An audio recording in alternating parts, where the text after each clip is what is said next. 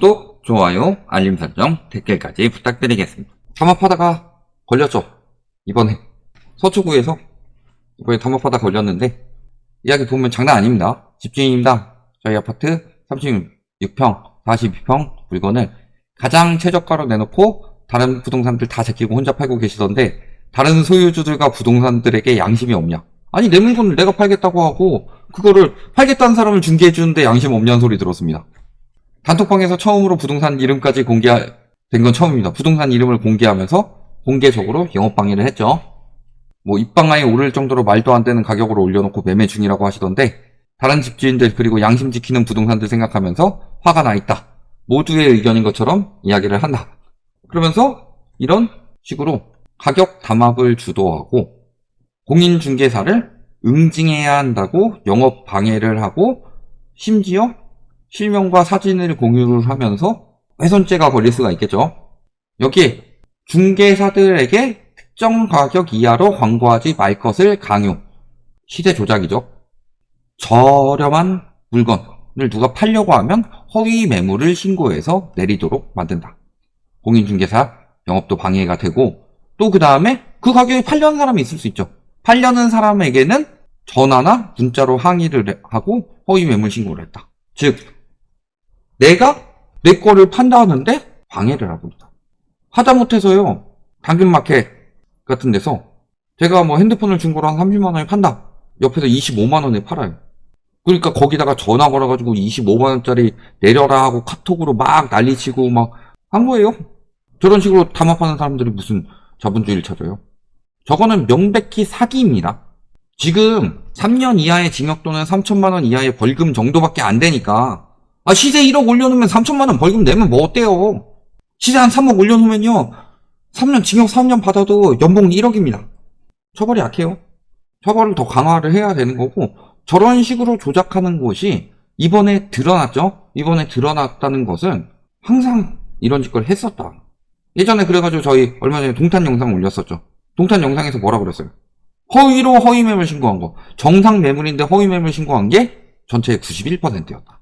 신고가 100개 들어오면 91개는 정상 매물이고 진짜 허위 매물은 9개밖에 없었다. 그런 것도 있고 이번에는 워낙 강력하게 했기 때문에 걸린 겁니다. 이번 정부에서 시세 조작, 집값 담합 기사 뜬 적 있어요? 없어요. 심지어는 시세 조작하는 것을 정상인 것처럼 언론에서 오히려 이야기를 했죠.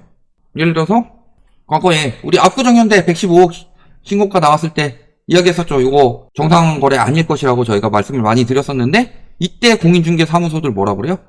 아직 등기가 이루어지지 않았지만 호가가 이렇게 나와 있으니까 정상 거래다. 이런 식으로 이런 취재들만 이야기를 하죠. 그래서 저희가 저번에 말씀을 드렸었죠.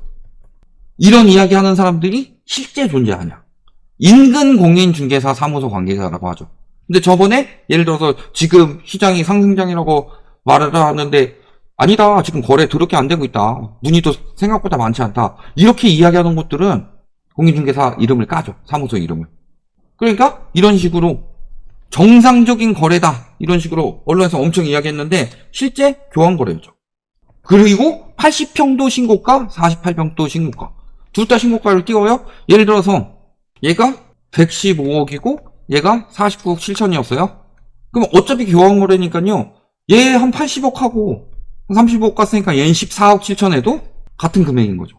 근데 둘 다 이런 식으로 신고가로 찍어놓고서 둘 다 직거래였죠. 가격 띄워놓고 이런 걸 반영하니까 집값이 올라간다는 지표가 나오는 거고 부동산원 같은 데서 이런 거 다 떼버려야죠. 이런 식으로 이번 정부 들어서 그게 워낙 더 심해졌죠. 담합해서 올리고 자전거래에서 올리고 특수거래에서 올리고 이런 것들에 대해서 제대로 보도를 안 해준다. 문재인 정부 때랑 엄청 비교되죠. 문재인 정부 때 보세요. 2017년부터 당선된 지 얼마 안 됐을 때죠. 호가는 내일의 실거래가, 집값 담합, 다시 기승, 동탄이나 수지 이런 데서 담합으로 집값 사수하고 2020년에도 그렇죠. 얼마 이하에 팔지 말아라. 형사처벌 대상까지. 이때 그래서 특사경 만들고서 적발했었죠. 그렇게 적발하니까 이제 막 뿌셔 푸르댕댕 저희 예전에 이거 방송 했었는데 피해가려고 담합하는 거 안 걸리려고 뭐 푸르지오를 푸르댕댕이라고 말한다. 담합 걸렸고 20년에 또 이렇게 많이 적발이 됐어요. 그때 이렇게 적발되던 거 이게 송파 공인중개사 모임 가락해 20도 유죄 요거 20도 유죄라는 거지 요거는 몇 년 전 겁니다. 지금 유죄 받았다는 거지. 이런 식으로 담합이 엄청 많았는데 요즘에 기사가 안 뜨는 이유는 크게 두 가지로 볼 수 있죠. 첫 번째, 지금 보면요, 이번에 서초구 담합한 거 기사가 엄청나게 떴습니다. 그러면은 왜 이렇게 기사가 안 뜨느냐? 안 잡으니까 그러는 거예요. 문재인 정부 때 담합이고 뭐고 해가지고 그때 막 특사경 만들고 했던 거 이번 정부에서 안 써먹고 있다. 아니 다른 건 그래, 규제해서 직접 올랐다고 그렇게 생각할 수 있어요? 임대차법 때문에 전세가 올랐다고 그렇게 생각할 수 있습니다. 그건 그렇다 치더라도 요거는 왜 안 하는 거예요? 특히 이번 대통령은 검사 출신이기 때문에 이런 거는 오히려 더 잘해야 되는 거 아니에요? 적어도 문재인 정부보다? 근데 이렇게 잡아고 했던 거 요즘에 안 잡으니까 기사도 안 뜨는 거예요. 저번에 한번 자전거래 한 거 몇 달 전에 한번 뜨고, 이렇게 담합하는 것들을 조사하면 왜 못 잡아요? 분명히 저렇게 띄우는 사람들에 대해서 좋아하는 사람도 많겠죠. 내 집값 올라간다는데 누가 싫어하겠어요.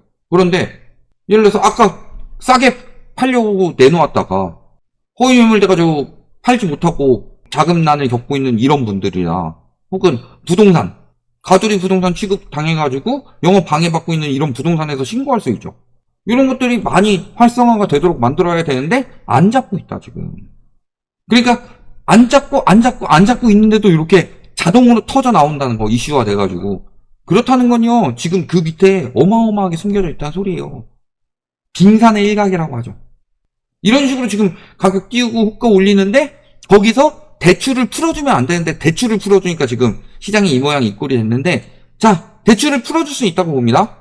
대출을 풀어줘가지고 정상적인 자본주의의 사회대로 내가 능력이 되는 만큼 대출을 받고 그걸로 집을 산다. 그러면 능력이 올라가면서 혹은 무리를 해서 대출을 받더라도 그게 시장의 일부라고 볼 수 있겠죠. 근데 정책 대출은 아니죠. 부동산 시장이 무너질 때 정책 대출을 풀어가지고 활기를 불어넣는 것까지는 오케이. 근데 부동산 시장이 지금 난리를 치고 있는데 국토부 장관은 추세적 상승 아니니까 규제 안 할 거임 이러고 있고, 이런 저런 것들 냅두고 있고, 그러면서 심지어 KB에서 계속 떨어질 때 부동산원에서 올랐다고 계속 지표를 냈죠. 그러니까 사람들 심리 계속 자극되는데, 그때 언론에서 어떻게 했어요? 문재인 정부 때 뭐라고 그랬어요? 부동산원 지표 믿지 말고 KB 지표 믿어라.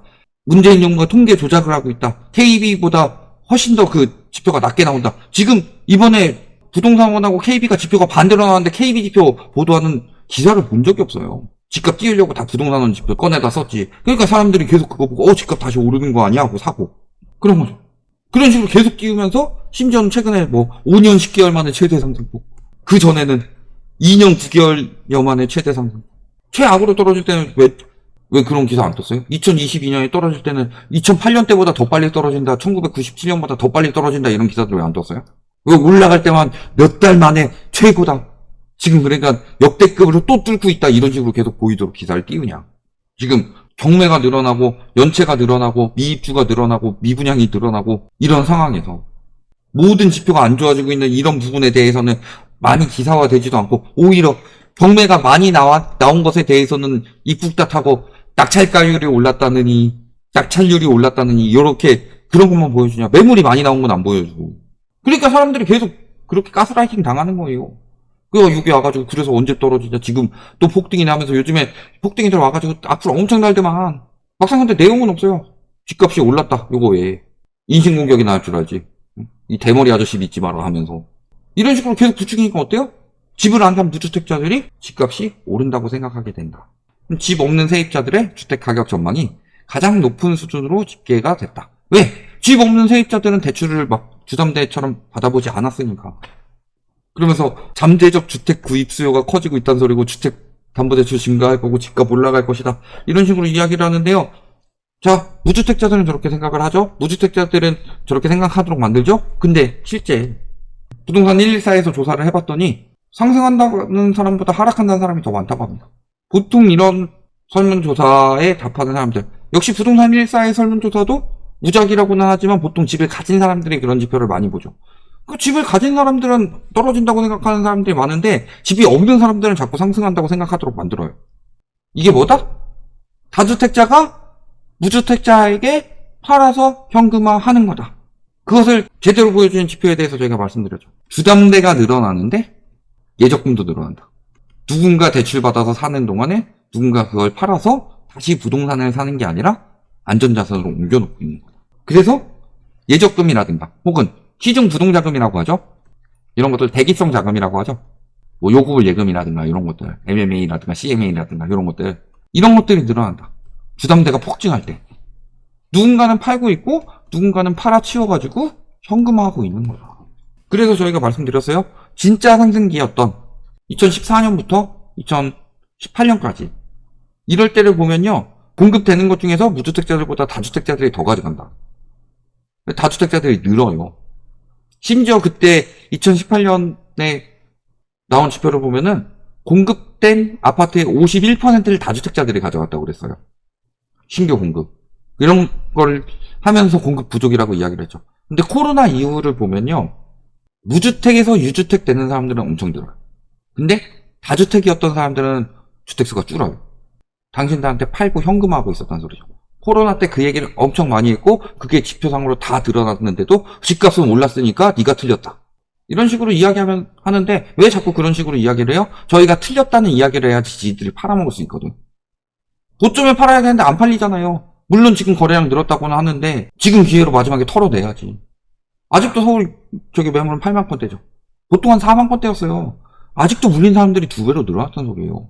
그래서 계속 오른다. 지금이라도 당장 사야 된다. 무주택자는 평생 무주택자다. 뭐 화폐 가치 하락이니 뭐니 이런 이야기 하고 있고 계속 그런 식으로 부추기는데 그러면서 비싸게 팔려고 담합하고 있다. 암암리에 다. 그런 것들에 대해서 내가 비싸게 사야 돼요? 제가 예전에 제주도에 놀러 갔었어요. 가이드 껴가지고 졸업여행 제주도로 갔었는데 감귤 초콜릿을 그렇게 막 이야기를 잘해가지고 파는 거예요. 여기서밖에 못 산다.